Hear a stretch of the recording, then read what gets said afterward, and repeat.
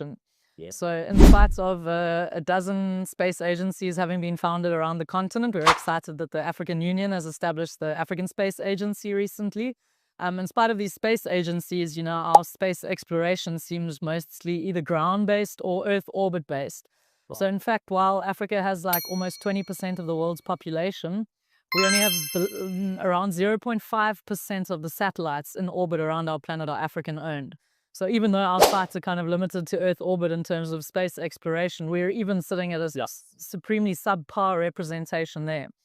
So the Foundation for Space Development Africa submitted a letter of intent and a full proposal for China's Chang'e 8 mission back in 2023. And we are over the moon to have been selected earlier this year as one of the payloads. So it's the first all-African space exploration program. The first time Africa's designed, all-African designed and built and tested and prototyped, then shipped to China, launched by China to the lunar South Pole in 2029. So we're working furiously towards that at the moment. That is exciting. I want to unpack what that actually entails. Talking about African satellites, we do not count Elon Musk as being African. So we're going to discount those ones. We've got quite a few, so let's not confuse. That'll be a different time. It's a different topic as well.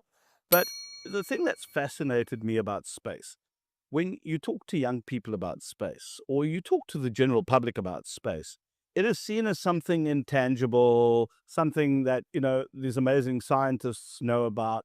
But I think the benefits of going to space, learning from space, doing experiments in space actually impacts us at a very real level.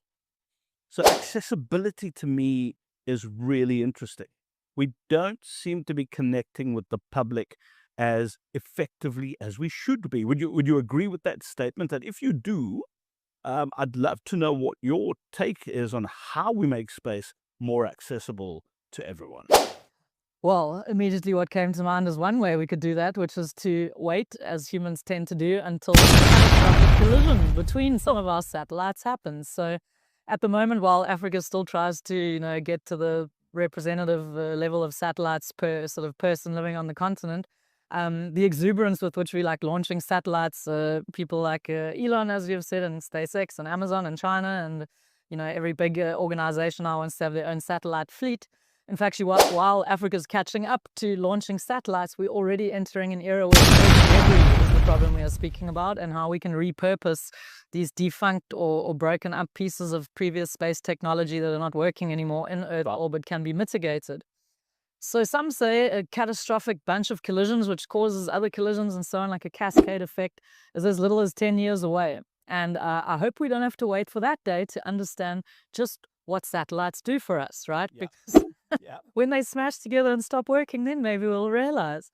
So I would say ways in which we use satellite technology every day include my navigation here this morning on Waze getting into traffic. Yes. Satellite-based GPS systems that we use for navigation. Previous to that, the stars would have been our way of positioning ourselves. So we are in space, obviously, our planet. The satellites that are a few hundred kilometers off the surface of the Earth in Earth orbit are still kind of part of Earth.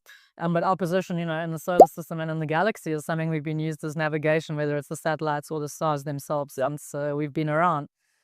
Global financial transactions, the timing and, telemetry that's required to implement that.